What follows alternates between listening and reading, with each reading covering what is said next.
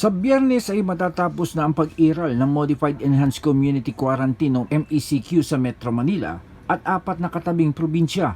Inaabangan ng lahat kung mananatili sa MECQ o babalik sa mas maluwag na General Community Quarantine o GCQ ang Metro Manila, Laguna, Cavite, Rizal at Bulacan. Inilatag ni Dr. John Wong, isang kilalang epidemiologist, ang mga mahalagang pamantayan na pagbabasehan kung handa na ang mga kabilang sa NCR Plus Bubble sa GCQ. Paliwanag nito, hindi maaring pagbasehan ang reproduction number o ang bilang ng mga nahahawa ng isang COVID-19 carrier, bagamat anya malinaw na kapag mataas ang numero, nangangahulugan na matindi ang kaso ng pagkakahawa-hawa. One indicator that we've always been using is R. No? Kaya lang, R is a backward-looking indicator. No? It looks at the cases that we had over the past 2 weeks. No? So it tells us how well we've done in the past, no, under MECQ. Pero if the decision is, how about in the future, no, when we're going from MECQ to GCQ, no, does this indicator tell us anything? No? So it doesn't tell us how well we will do in the future under GCQ. Base sa mga datos noong nakaraang linggo, bumaba ang reproduction rate sa Metro Manila.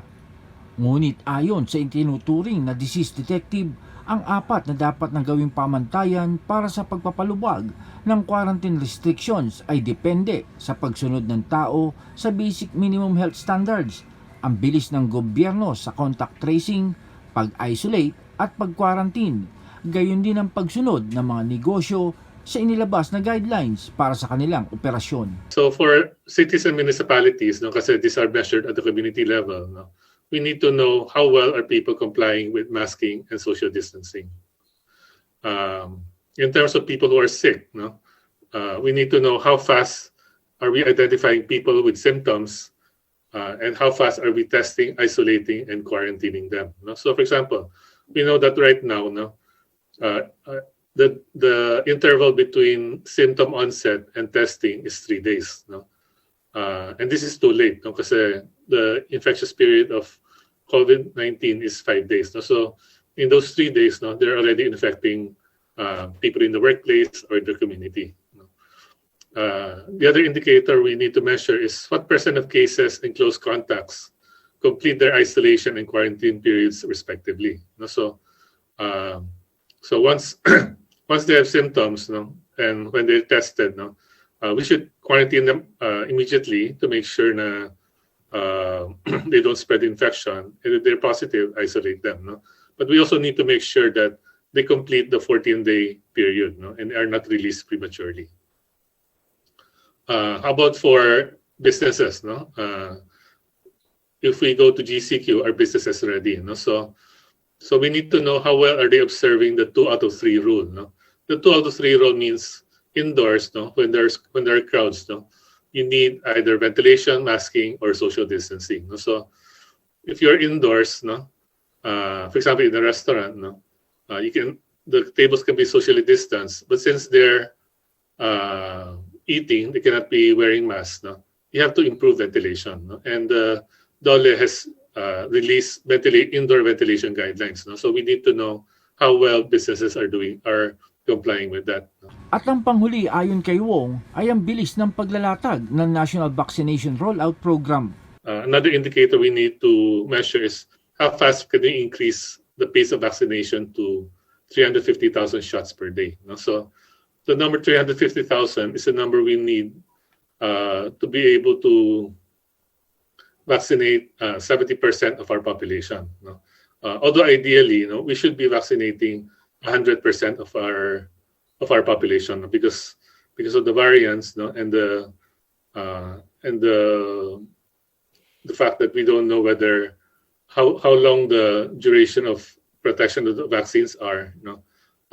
We don't know yet whether herd immunity is achievable. No? Sabi niya, hanggang walang malinaw na kasagutan sa mga nabanggit niyang pamantayan, hindi niya naiisip na handa na Metro Manila na magbalik sa GCQ. So these are the indicators that will tell us if we're ready for GCQ. No? So who is responsible for this? No? So we need the national and local government to monitor and to report on how well they're performing on these indicators. No? So without accountability, no, or visibility on these indicators, no, I would say na we're not yet ready for GCQ. Si Health Secretary Francisco Duque III ay pabor sa mga panawagan na paigtingin pa hanggang sa susunod na buwan ang pag-iral ng MECQ sa Metro Manila. Ang Okta Research sinabi nang hindi dapat paluwagin pa ang quarantine restrictions kung ang reproduction rate ay hindi bababa sa 1% at kamakalawa 0.93 ang rate na positibong senyales na napipigilan na ang sobrang pagdabi ng COVID-19 cases. Dapat ay bumaba ang mga kaso sa lahat ng 16 na lungsod at isang bayan sa Metro Manila bago maikonsidera ang pagbabalik sa GCQ. Inaasahan na ang pananatili sa MECQ o pagbabalik sa GCQ ng Metro Manila ay tatalakayin sa pulong ng Interagency Task Force bukas, araw ng Martes. Ayon naman sa Malacanang, maaring si Pangulong Duterte sa kanyang Talk to the People sa Miyerkules ang mag-aanunsyo ng pananatili sa MECQ o pagbabalik sa GCQ ng mga kasama sa NCR Plus Bubble. Bukas po, no? At bagamat magkakaroon ng apela pa yan, tingin ko ibibigay ng rekomendasyon kay Presidente kasi magiging auna na ng Mayo, no? At ang Talk to the People na ay Wednesday. So, pwede nang si Presidente mag-anunsyo.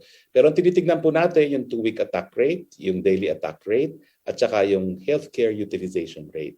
Samantala, base sa datos ng DOH at tulad ng inaasahan, umabot na sa 1 milyon na naitatalang kaso ng COVID-19 matapos makapagtala ng 8,929 new cases, kaya't sa kabuuan, ang naitalang kaso na sa bansa ay 1,06,428.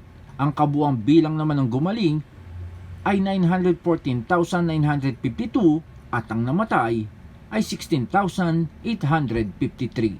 Janice Cosio, Radyo Inquirer Online, bayan nagtatanong, mamaya nag-uusisa.